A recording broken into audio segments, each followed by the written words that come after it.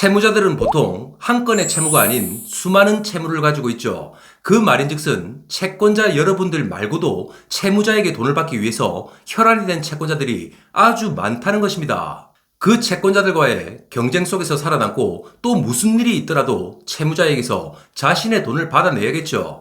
자, 그 경쟁 속에서 확실하게 살아남는 방법은 고려해도 안 될 때는 이성훈 TV 선불 없는 무료 의뢰 이성훈 TV. 안녕하십니까. 돈을 받게 도와주는 돈도의 이성훈입니다.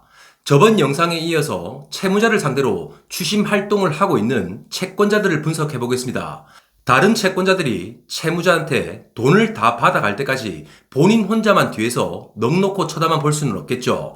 자, 어떤 일이 있더라도 그 채권자들과의 경쟁에서 이겨나가야 채무자에게 돈을 받을 수 있는 확률이 더 높아질 것입니다. 채무자 신용조회표 상에 있는 채권기관들이 채무자를 상대로 어떤 추심 활동을 하고 있는지를 알면 본인이 어떤 식으로 추심을 하고 또 돈을 받아내야 할지 그 계획을 확실하게 세울 수가 있겠죠. 정말 많은 채권자분들이 채권 해소에 실패하는 가장 큰 이유가 본인 채무자에 맞는 철저한 분석이 없어서 그런 경우가 가장 많죠. 자, 단순하게 예를 들어보면 채무자의 연체 내역이 수십 건씩 등재가 되어 있는 상황에서 채무자 통장에 압류를 하거나 또는 채무 불이행자 명부 등재 같은 것을 하는 것이 말이나 되겠습니까? 별다른 분석과 추심 계획도 없이 그냥 인터넷에 돌아다니는 채권 회수의 방법만을 보고 통장 압류 같은 것을 하니까 채무자 통장에는 잔고도 없고 또한 채무자에게는 아무런 압박도 되지 않는 것이죠. 자, 그런 식으로 압류 등 법적 절차를 진행하고 난 뒤에 이번에는 회수가 되겠지 하면서 기대를 하지만 채무자로부터 아무런 연락조차 없는 경우가 대부분이라는 겁니다. 그래서 채무자에게 돈을 받는 추심에 있어서 100번 1000번을 말해도 가장 중요한 첫 시작이 채무자의 신용 상태를 분석하는 것입니다. 꼭 기억을 하셔야 될 것은 돈을 받아내기 위해서는 채무자만 보는 것이 아닌 분명 내 추심의 경쟁 상대들도 봐야 된다는 거죠. 그래서 전편에서는 채무 내역에는 있지만 추심 활동을 실제 잘 하고 있지 않은 은행 등의 1금융권은 우리의 추심 경쟁자가 될 수가 없기 때문에 채무자의 채무 내역에서 제외를 시켜버렸습니다. 자, 그럼 오늘은 채무자의 신용조회표 채무 내역에서 나오는 두 번째 채권자 그룹으로 넘어가 보시죠. 지금 화면에서와 같이 이제 이 금융권이 나오게 됩니다. 이 금융권에는 증권사, 카드사, 보험회사도 있겠지만 우리가 흔히 잘 알고 있는 단위농협, 새마을금고, 회원수협, 신협 등도 있죠. 여기서 많은 분들이 물어보시기 때문에 참고적으로 하나만 알려드리고 가겠습니다. 자, 농협이 1금융권인지 아니면 2금융권인지를 많은 분들이 헷갈려 하시죠.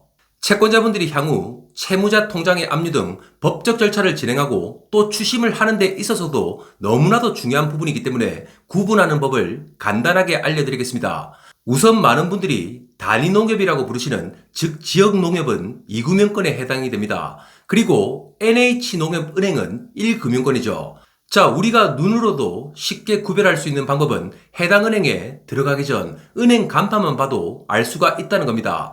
우선 은행 간판을 보시면 NH농협 은행이라고 적혀 있고 작게 옆에 무슨 동 또는 무슨 지점으로 되어 있으면 1금융권이죠. 반면 간판에 은행이라는 글자가 없고 보통 지역 이름을 넣은 땡땡농협이라고 적혀 있으면 2금융권에 해당이 된다고 보시면 됩니다. 단위농협 즉 지역농협은 조합원으로 구성된 조합체라서 은행이라는 명칭을 사용할 수가 없죠. 자, 예를 들어 채무자가 지역 농협을 사용하고 있는데 다 같은 농협이라고 생각을 해서 NH농협은행에 압류를 하게 되면 아무런 효력이 없다는 것입니다. 그렇기 때문에 채무자의 신용조회표를 보고 통장 개설 내역이 확인이 되어 압류를 신청할 때는 무조건 중앙회인지 아니면 지역인지를 필히 확인을 하시고 확실하게 딱 지정을 해서 압류를 해야 된다는 겁니다. 그리고 수협 등도 마찬가지입니다. 수협이 1금융권인지 2금융권인지를 추심을 하시는 분들까지도 많이 헷갈려 하시죠. 그런데 수협은행은 특별법에 따른 특수은행입니다. 자, 수협은행은 1금융권이고 지역의 회원수협 같은 경우는 2금융권으로 분류가 된다고 보시면 됩니다. 정말 많은 채권자분들이 실수를 하시기 때문에 다시 한번 당부를 드리지만 잘 보고 법적 절차를 진행하셔야 압류의 효력이 발생한다는 점을 꼭 기억하시길 바랍니다. 만약 단 한 번이라도 법적 절차를 실수해서 채권 회수의 타이밍을 놓친다면 그 결과는 말씀을 안 드려도 잘 아실 거라고 생각을 합니다. 자, 다음 기회에 1금융권과 2금융권의 차이점, 그리고 압류를 하는 방법 및 절차에 대해서 조금 더 자세하게 알려드리도록 하겠습니다. 그럼 우선 1금융권과 또 2금융권의 채권기관에서 채무자에게 추심을 하는 방식과 절차는 그냥 비슷하다고 보시면 됩니다. 예전만 해도 이 금융권은 지역에 있는 고객들을 대상으로 담보대출 및 신용대출을 많이 해줬습니다. 그래서 추심을 할 때도 채무자와 가까운 거리에서 추심 담당자들이 직접 방문 등을 하면서 타이트하게 추심 활동을 진행했었죠.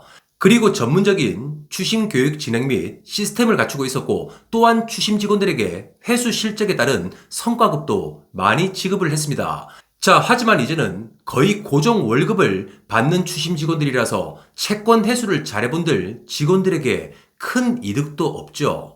그렇다 보니 추심을 해서 괜한 민원을 받는 것보다 그냥 때가 되면 회사에서 정해주는 매뉴얼대로 채무자 통장에 압류 정도를 해보거나, 그것도 여의치가 않으면 신용정보회사 등에 추심을 위임을 해서 진행을 하기도 합니다. 또는 회사 자체적으로 특별감면기간 등이 있을 때 채무자들에게 안내를 해서 변제를 해주십사 하는 정도의 독려 정도를 한다고 보시면 됩니다. 분위기가 그렇다 보니 이제 채무자가 대출금을 연체해도 추심 직원들이 한 달에 한두 번도 채무자의 거주지나 사업장 등으로 방문을 가지 않는다는 겁니다. 저는 참 이해가 안 가는 것이, 지금 수많은 뉴스에서 이 금융권의 연체율과 또 부실률이 역대 최고라고 연일 보도를 하죠. 그런데 추심을 해서 돈을 받을 생각은 하지 않고 고민만 하고 있다는 것이 정말 아이러니합니다. 솔직히 깔려있는 부실 채권만 어느 정도 회수를 해도 지금처럼 회사 비용을 절감하기 위해서 직원들을 그만두게 하거나 또는 지점을 축소 및 통폐합을 시킬 필요가 없을 건데 정말 안타깝습니다. 어쨌든 결론적으로 아무런 추심 활동을 하지 않아도 고정급여가 나오고, 또 추심을 수동적으로 하고 있는 은행 등의 금융기관은 우리의 경쟁 상대가 절대 아니기 때문에 과감하게 채무자의 신용조회에 비해서 삭제를 하시면 되겠죠. 자, 지금까지 채권 기관에 대한 다양한 내용을 알아보면서 여기까지 달려왔습니다.